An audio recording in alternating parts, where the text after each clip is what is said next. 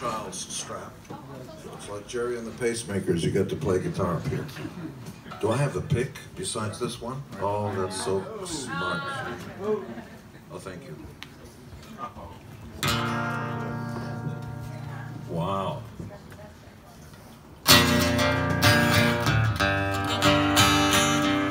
I'm actually playing with two picks.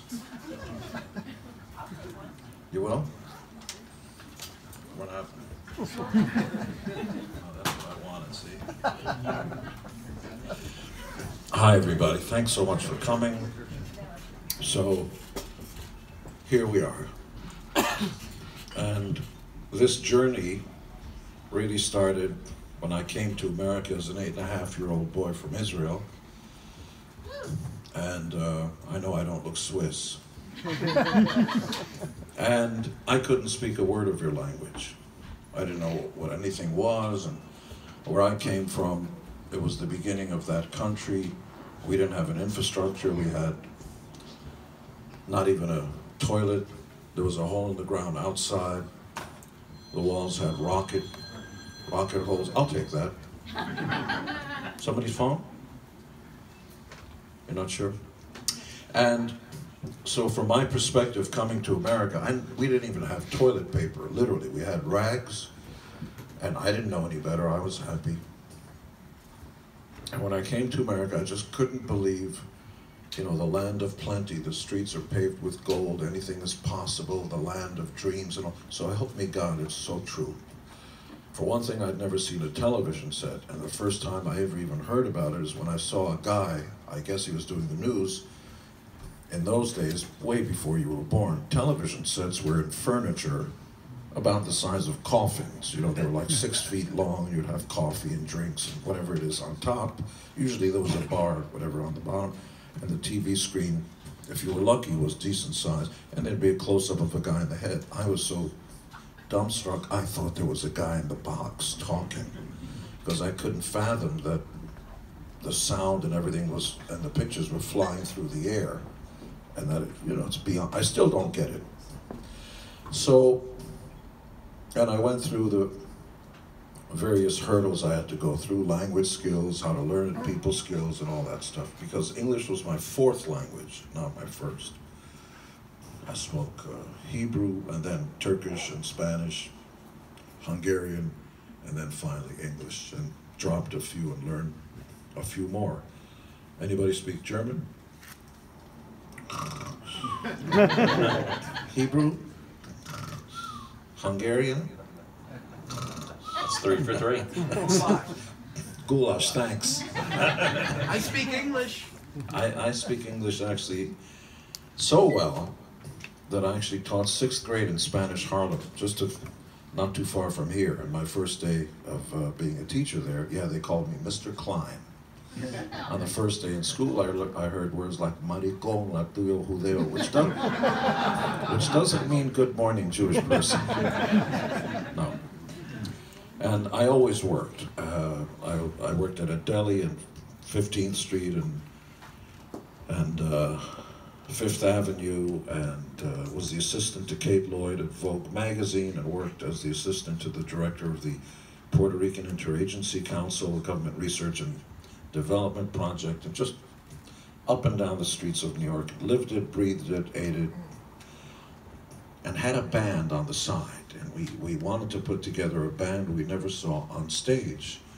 This kind of bizarre notion that if you're paying more for a concert ticket than you are for the recorded music, how come everybody's just looking at their shoes and turning their back on the audience?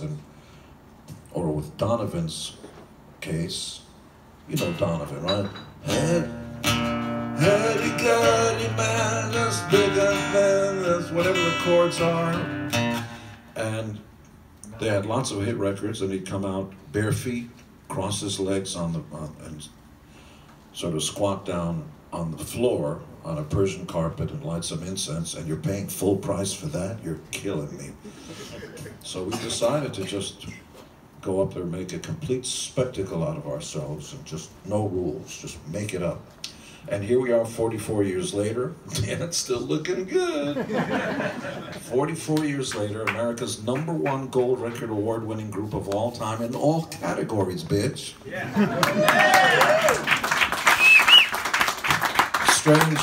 Strange for a band that never really played the singles game. You know, we had a disco hit and a ballad, but not many, we didn't really play the game. We just wanted to do what we wanted to do. So along the way, some of our friends and family members who started the band with us came by to say hello to wonderful folks like you. Ace has been to 3 of the Vault events, Los Angeles, a few others. Ace, by the way, is going to be opening up for the Gene Simmons band. When we do 5 shows in Australia, he's going to be using my backup band, and we're just going to have a great time. He'll play Ozone and lots of other crazy stuff. And Peter Criss came by yesterday, in case you didn't hear. And Vinnie Vincent's going to be in Nashville. Paul Stanley, I can't get him to come out yet, but we'll see. Maybe I'll get him some paintbrushes and some. The thing we do is tease each other. Tommy and Eric came to Los Angeles. Bruce Kulick's been out. Of course, he likes to go out anywhere. That's true. So actually, I opened an envelope and there was Bruce. He just came by. Wow, that was a bad. Hey, let's talk about the Vault. Okay. You were talking about that box, that you watched that box and you thought the man was in that box. One of the things that triggered you to become a singer-songwriter was something you saw in that box, and it kind of inspired you to write your first song. Yeah, I was, a little kid like millions of other little kids, and I was watching a show called The Ed Sullivan Show. Now, in the days when America had 170 million people, we're now 315 million people. I came to America in 1958, okay? Maybe it was 1858, I'm not sure. And so by 64, I had just begun to learn how to speak English well enough to get rid of my accent, because originally I talk like this. And on the Ed Sullivan Show, all of a sudden, these 4 guys who looked very feminine with cute, girly haircuts and bangs, doing all that stuff. And I was transfixed. Unlike the Temptations and the Supremes and, yes, Diana Ross, and all the other bands, they played their own instruments, and they looked like they somehow came from the same Beatle mother and everything. Well, within a year and a half, I taught myself this chord, that chord, but I put in the high E. Girls like that. It's like, oh, he's sensitive. And learned that 1,000, 1,000,000 songs were like that, from the doo-wop era through the rock and roll era, like.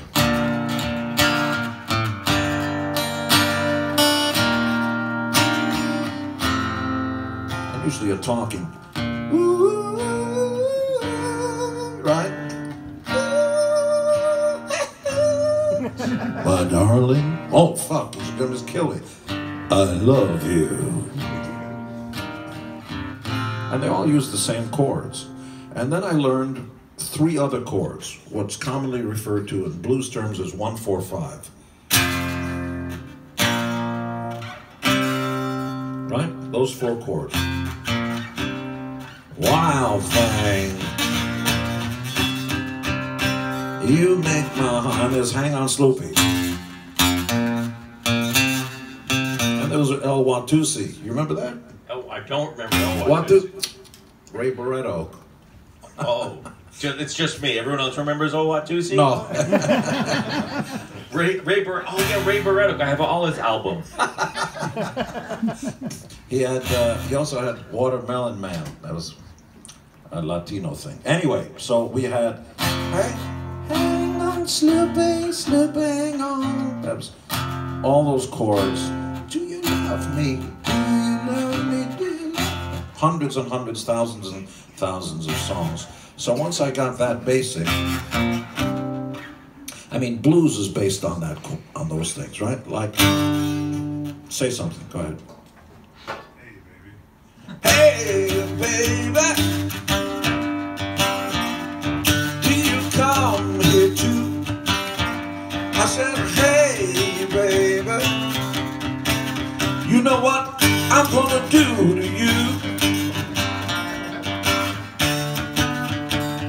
promise I'll pull out if you do. So it's those 3 chords. Kind of good lyrics though, not terrible. And so I heard those chords and I heard the Kinks. I don't know if you know this. Well, he gets up in the morning, goes to work at 9, say, come back home at 5:30, gets the same train every time. Here's the other part. He's a well-respected man about town, doing the best things so conservatively. And he actually started the song with. So I ripped that off and wrote one of the very first songs I ever wrote. Why, for God's sakes, I used My Uncle Is Arrived, I have no idea, but it went like this. And it's on the box set. Over 10 hours straight, no poopy break of anything, 10 hours straight of 167 tunes of music. My uncle is arrived, and he always keeps me floating. He is so good to me, he treats me tenderly. Doesn't matter who you are.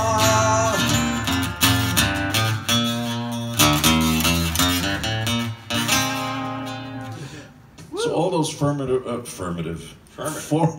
years kind of helped guide me through all kinds of things. And the first songs I wrote were just horrible. There was one that goes, Stanley the Parrot, which I think is in the box set.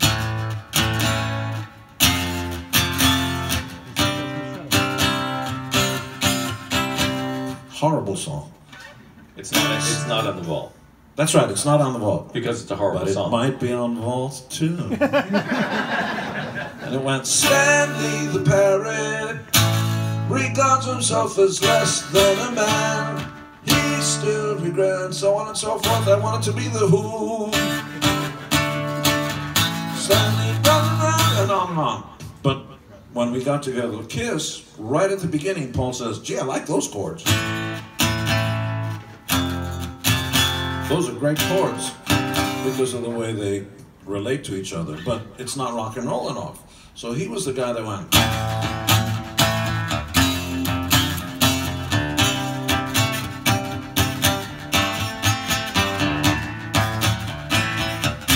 That's Strutter, in case you don't know. I know! So he and I fight all the time about who actually came up with Strutter. I said, that's my thing. What are you talking about? I did. And I don't play bass like other bass players do because I started playing guitar and writing songs and decided to play bass because I'd get a job. Everybody wanted to be a guitar player or a drummer. Very few people wanted to be bass players. So the way I play bass, like on Strutter, against these chords, I play stuff.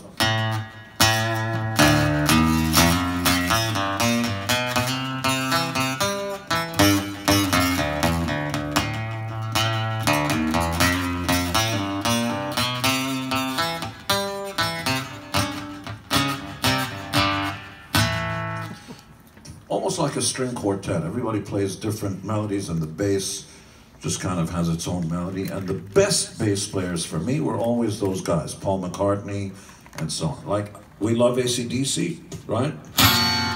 Not that chord.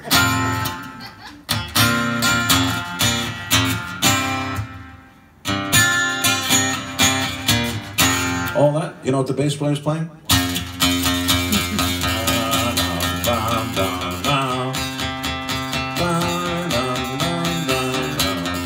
That's because it, I'm sorry? A root note. So you got the chord, and the bottom note is. So he'd be playing the root note, but just with the drums. I hardly ever play with the drums, which is why I can write stuff that has nothing to do with drums.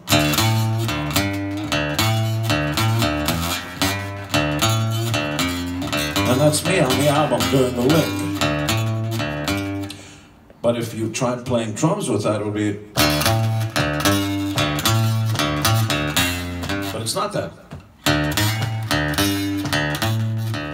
So you notice I'm not playing with the drums at all. And that's kind of where we are. So this is all the peek into the songwriting process, and part of the vault that's kind of exciting is we see early songs that evolve. And so let's talk about, there's a song in the box called Eskimo Sun that evolved not once, maybe twice into other songs later in Kiss. Well, as you can well imagine, I worship the Beatles. Who else in a rock band would go, "You're killing me"?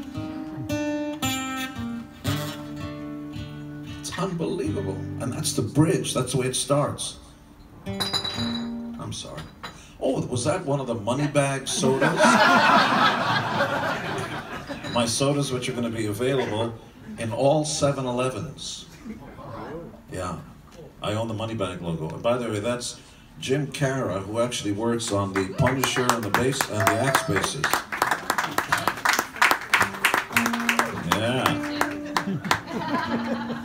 And he proposed the New Deal to me. Nice try. A little work.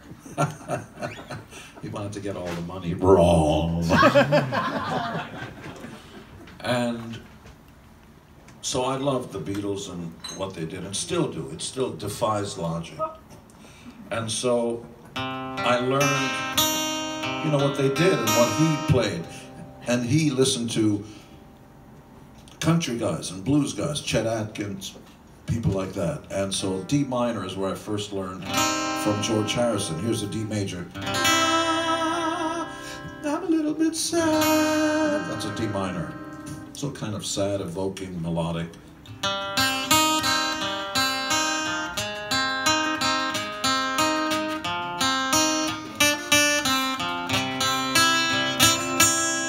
That's what I learned from him. And in 1967, although the version we have is from 1969, when I did demos, is Eskimo sun, you shine at me, mother's love, far as the eyes can see. And then it went into 6 months and all this other stuff. But I didn't like the song as much when I finally heard it. So years later, we were working on The Elder, so I did a new demo because I liked the chords. Just like became. You notice it's got a better feel. So then I thought,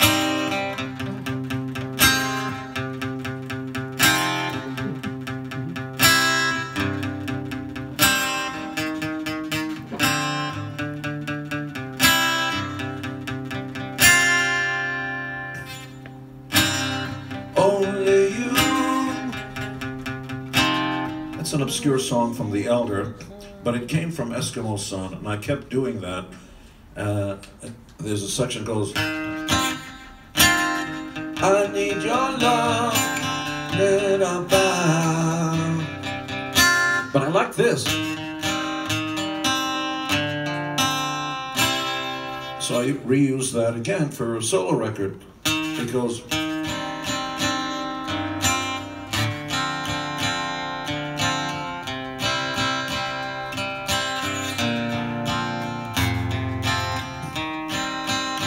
I've just begun since you've gone.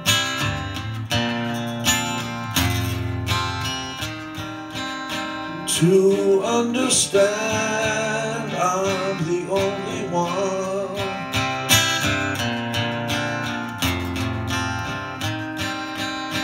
And if you cross yourself at night,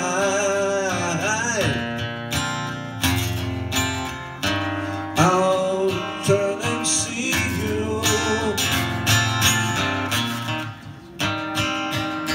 Don't run and hide, I'm always near you.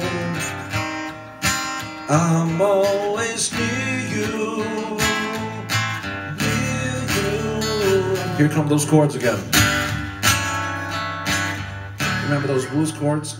It's also, besides Wild Thing, it's also, watch, Wild Thing. Now I'm going to give you the Beatles. When the rain comes, you might as well be dead.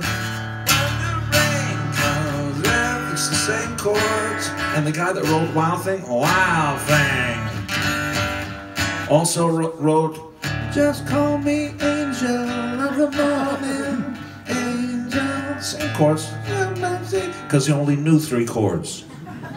You ever hear that song? Yeah. Just call me. They sound totally different. Good. And so, yes. No, I'm just mesmerized by you singing "Angel of the Morning." Well, along those same lines though, there's a song called "Bad Bad Lovin'" on the Vault that became a pretty big hit for Kiss. How did it transition from "Bad Bad Lovin'" into another song? I came up with a few chords I liked. It's all about relationships. Sometimes it's lyrics, sometimes melody, sometimes something happens, sometimes somebody says something. Hey, you got nothing to lose. What? What? What? Say that again. It just, you sort of recognize it. You have to look around it, and life gives you all kinds of stuff. Here, you want this? You get a menu, you go, I like that one. And so I came up with, and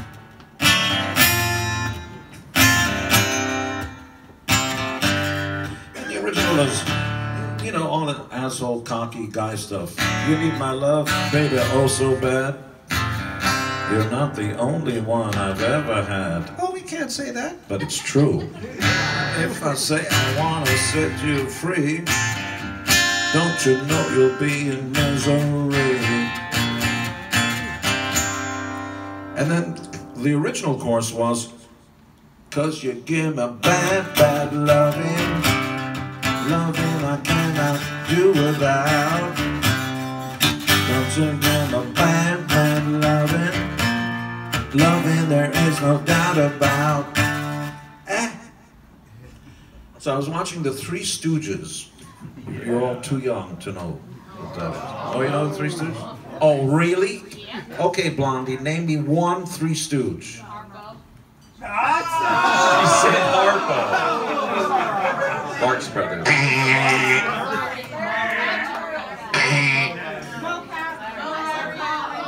Who? She said. Okay, Mo. Mo.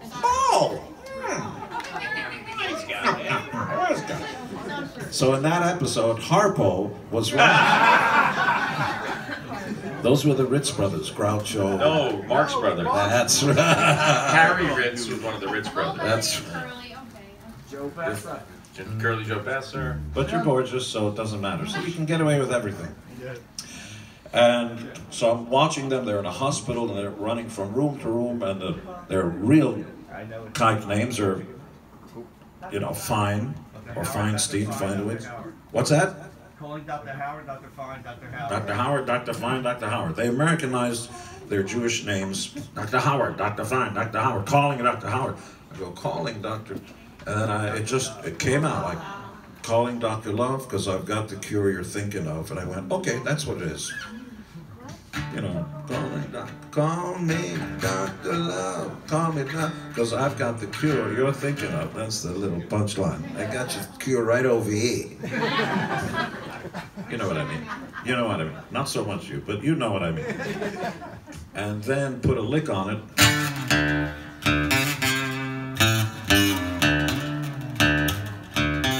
By the way, when the fabulous and attractive and multi-talented Paul Stanley, who's got a six-pack, but now I've got my own six-packs. Money-back sodas available at 7-Eleven. See what I did there? It's my job. Writes better songs, he's a better-looking guy, and all this kind of, everything better. So he'd come in, and I told him I was writing a song called Black Diamond as an homage to the Stones, who had Brown Sugar. Brown Sugar, Black Diamond, about a streetwalker. And he goes, yeah, that's really interesting. Okay, you know, see if you can write it tomorrow, and I've got my own stuff. And so he stole the idea and wrote his own song. Out on the streets for a living, right? Pictures only begun. Woo! And so the original song was, out on the streets for a living, almost like a folk song.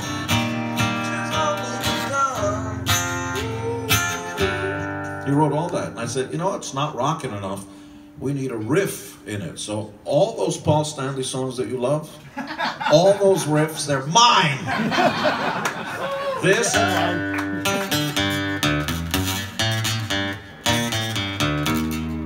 that's all mine. This one, you know what? I was thinking the time, I was learning to lie, all that. This is mine. So whenever in Kiss, when you hear a lick, Paul wrote a song called Take Me. Do I have to sing in a falsetto? Yeah. See, I'd never write a song called Take Me. Take me, bitch, I'm taking you. Take me. Paul's going, in the falsetto, take me. You sure you want me to sing in a falsetto? No, that's cool. Take me. Anyway you want, just fuck me. Easy now. Can't say that There anymore. are kids here. You can't say that anymore. Where are their kids? I didn't There are see kids right there in the middle. Oh, the one. You that thought they came- were little people. They're actually children right there. Oh, the one that came. The ones that are huddled giving you the finger, yeah.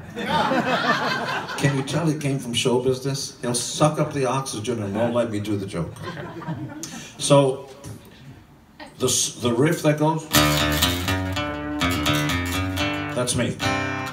And so, although we just gave everybody their wrong songwriting thing. So before I get too wrapped up in this, I just want to open it up and see if anybody has any questions. But before I leave, I want to meet every single one of you face to face back there and from my heart tell you how much you've meant to me. We may not know each other by name. It may be the first time we're seeing each other's face up close, but in a very real way, you've been a part of my life for most of my life. And without you, I'd be nothing.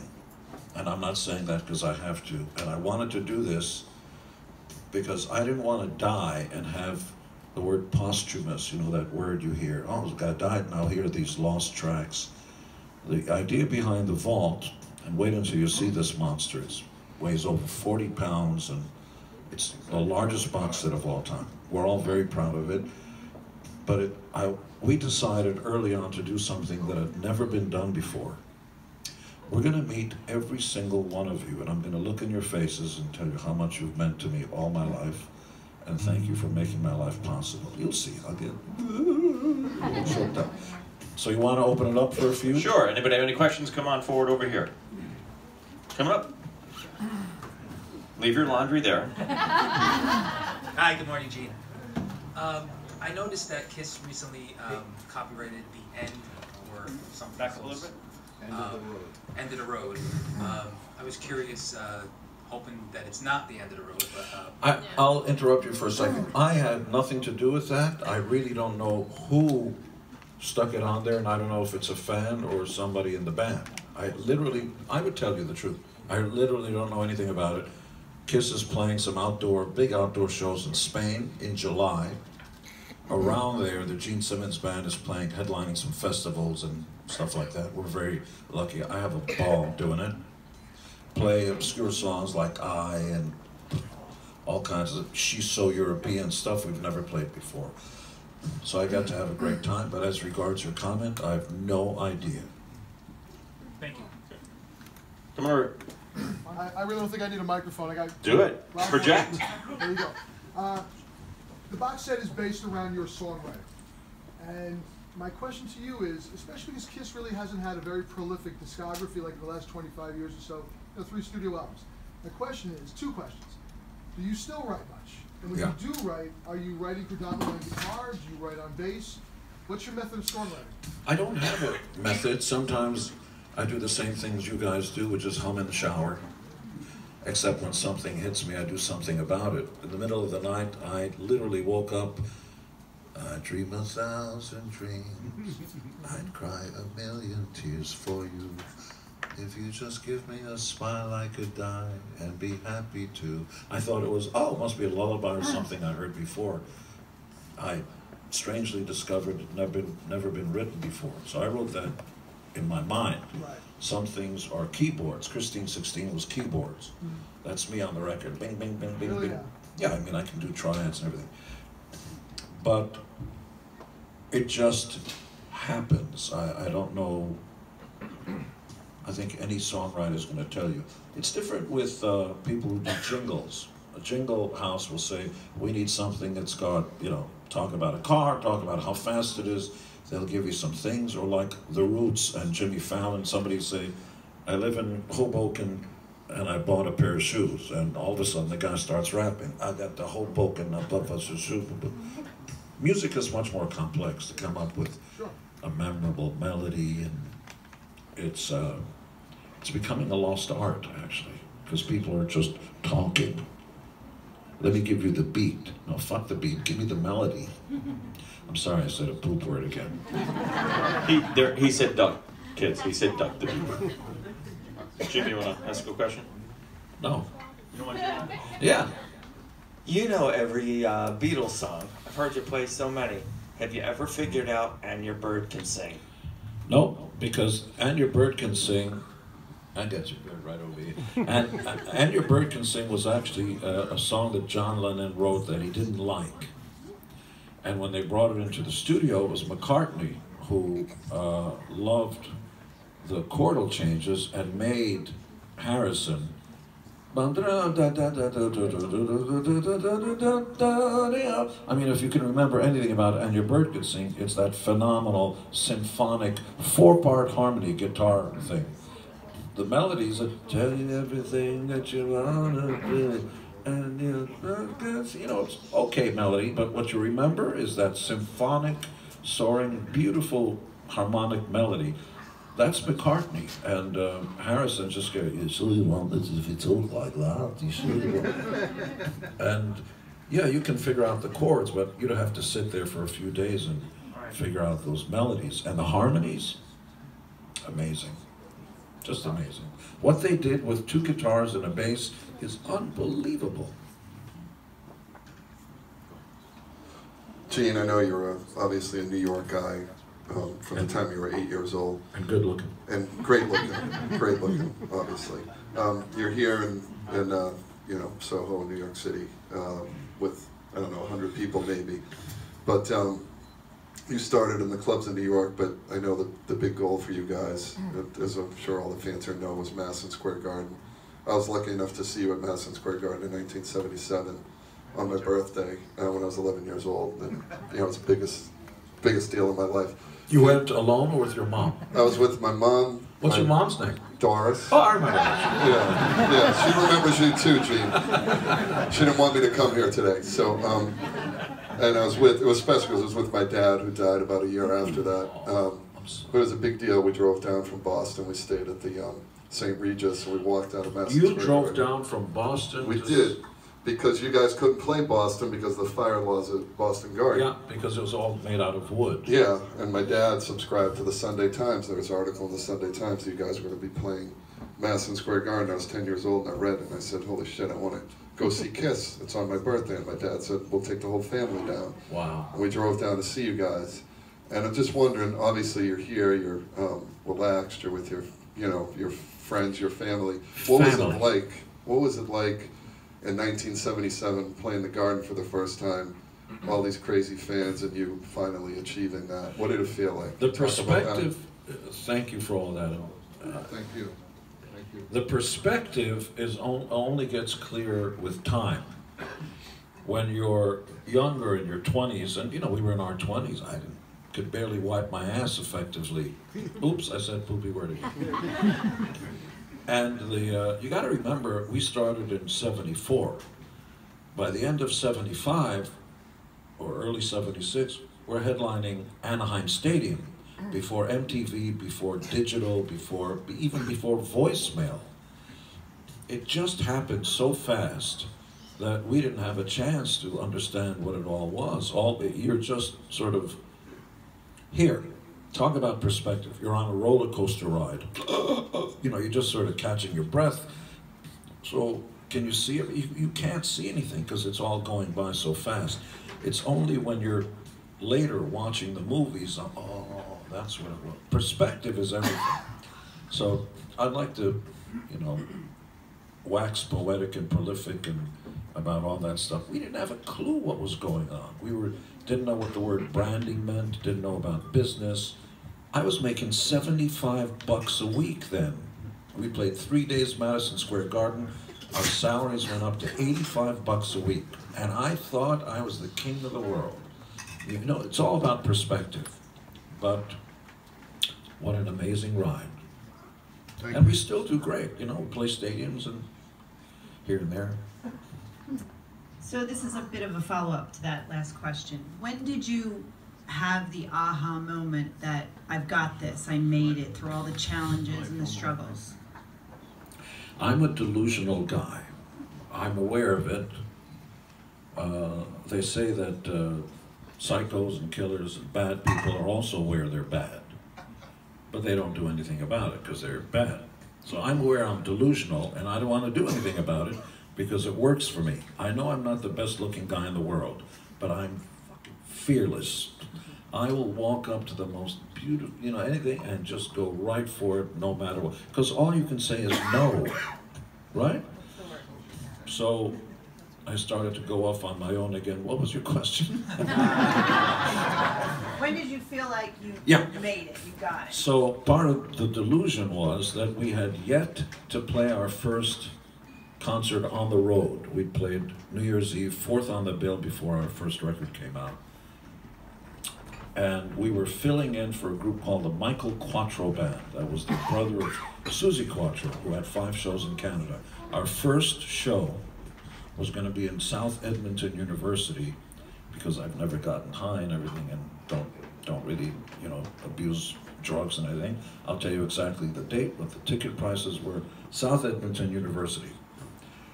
Well, we're on the plane at LaGuardia Airport, and I had a girlfriend at that time in Hasbrook Heights, and I'm writing her what you young millennials don't know anything about, a handwriting utensil on a postcard. It's a piece of paper, and you can write on it, and somebody would bring it to the house. So I wrote her a postcard, and I swear to you, I still have it. She showed it to me. We've made it. That's before the first show. We've made it. Can you believe it? We're on tour, and it's all happening. It's making $75 a week, and then we're driving across Canada for 1,000 miles at a time in a station wagon, 2 in the back trying to get some sleep, and 2 in the front with a road manager. I've always been delusional about stuff. And by the way, if your delusion is positive, go for it. Whatever works, whatever gets you through the night. Reality is sometimes hard to take. Better to, I mean, you're a tightrope walker. You're about to walk across the tightrope of life. Mindset is the most important thing. You can either tell yourself, because you can hear what you're saying, I got this. This is mine. I'm going to get to the other side. Your ear hears that. Say negative things, you will hear that and you start to believe, I'm no good, I won't make it. You're actually contributing to your downfall. Be delusional, I am great. Look in the mirror, you should see me try to pass by a mirror. Ooh. Yeah. Be your own biggest fan. I'm especially saying this to women because I've got a daughter, Sophie. She's nobody's girlfriend. She's got boyfriends. She will tell the prick when to, yeah, and that comes from within, that sense of self.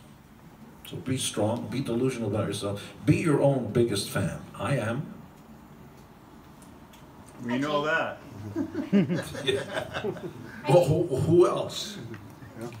That was great, actually. Were you the Harpo girl? Yeah. I got them confused, but I'm clarified. Can you name anybody else from the Marx Brothers?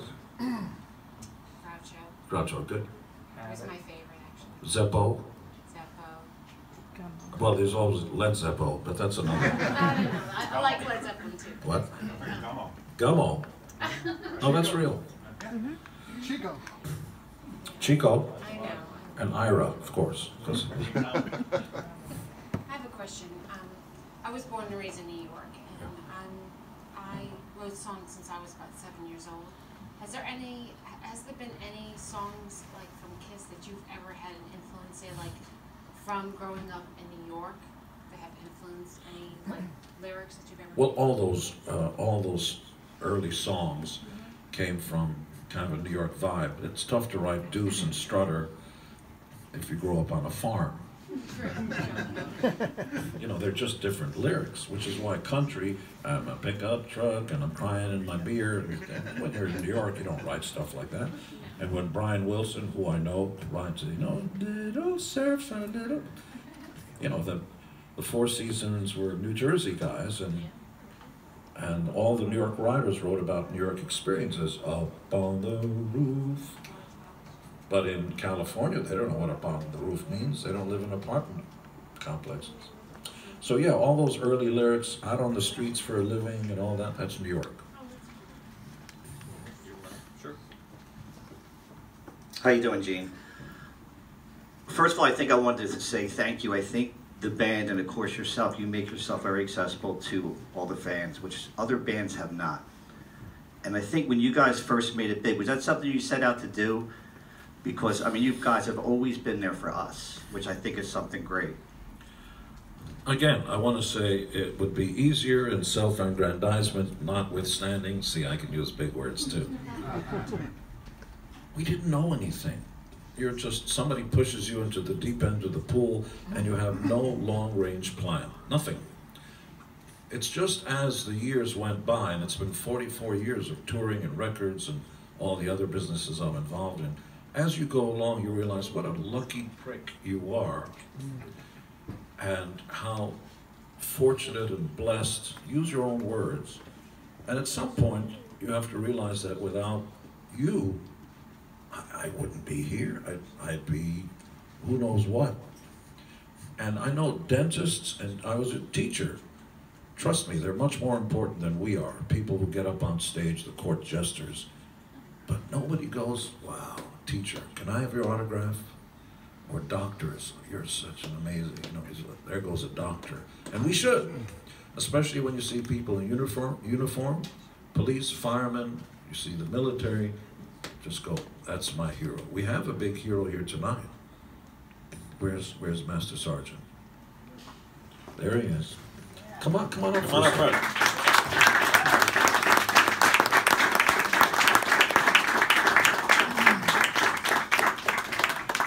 You have no idea. You ever see Clark Kent? Well, it's actually Superman underneath. So I get a lot of accolades and all that, and he gets acolytes. Close, but not. So we didn't plan on any of this. If you don't mind, please tell them who you are, why you do this, and all that. Okay. Sorry. See, I did this better the other day. My name is Steve Baker. I'm a Command Sergeant Major in the Army. I'm in the reserve now, but was on active duty for a while. So I get paid by you good people to jump out of airplanes, so thank you. Thank you.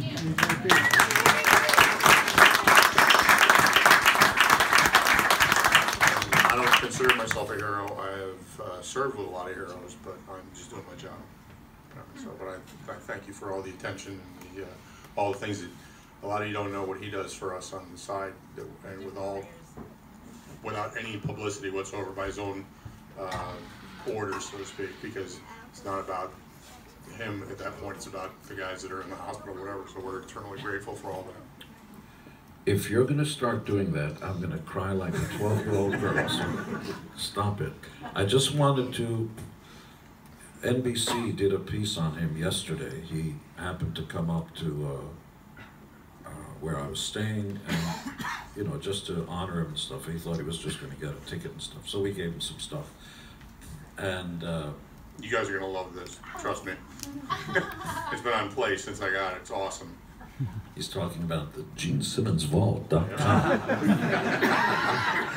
And I wanted to pull him up because, you know, when they come back from risking their life and limb, if they come back without injury over here or without injury on their thing, they look and walk and talk just like you and walk through the crowd without parades, without getting rich and famous, without anything. And I want you to know from my heart, you should just part the seas, talk about superheroes and rock stars and supermodels. They're not important. They didn't do anything that risked their lives. These are the superheroes that we have, and if you're standing in line next time for a Starbucks and you see somebody in uniform, for God's sakes, just get out of the way and please honor them and let them come ahead of you. It's the least they deserve.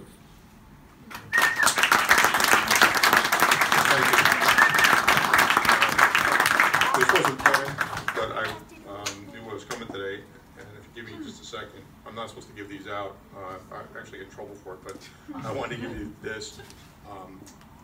This is the guys, when we throw guys out of the airplane, the guys that are in charge, you have to go to a school. It's a zero-defect school. You make one mistake, you get kicked out. Because all this aside, what's the most important thing you've ever done? Nick and Sophie, right? So you're trusting me with their lives. So, like I said, it's a zero-defect school. It's got less than 50% pass rate. And the guys that are in charge of the jumps are called jump masters, and we wear special shirts on the jumps. So I wanted to give you mine. This is actually game worn, and I'll get another one. Trust me, I'm the sergeant major, so I can. I know a guy. So you're our jump master. So.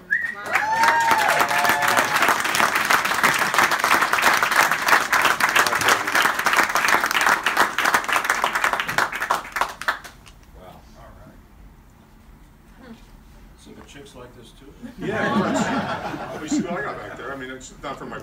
Look at me. Come on. Well, thank you. Okay, we're gonna start meeting each and every one of you. Didn't plan on any of this, but how cool is that? Give them a hand, please.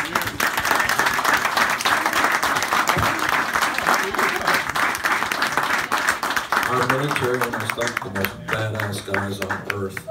Every bad guy is scared to death of America coming over, and we just don't quit until it's done.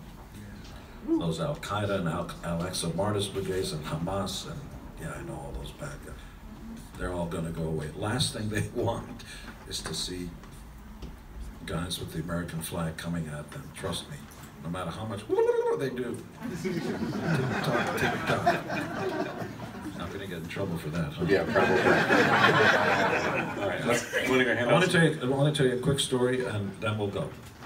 So, I do a little work for the CIA. We don't, can't be more specific than that, but just morale building and stuff. Because there are people out in the field who, in bad parts of the world, who walk and talk like the locals, and you'll never know. They will slink back into the shadows, including guys from SEAL Team 6, who gave me one of the knives that was in the room that killed bin Laden. And it's engraved, and what it says is actually profound. All gave some gave all. And I want you to know that no matter who you think in life is important, we can't shine anybody's shoes who voluntarily, it's not a draft, they volunteer to risk life and limb to protect you. They're, what can I say, much better than I will ever be. And so we need to get more attention. By the way, go to YouTube and see Gene Simmons Military Tribute. You'll cry, you'll see. Thanks so much. Gene Simmons, everyone.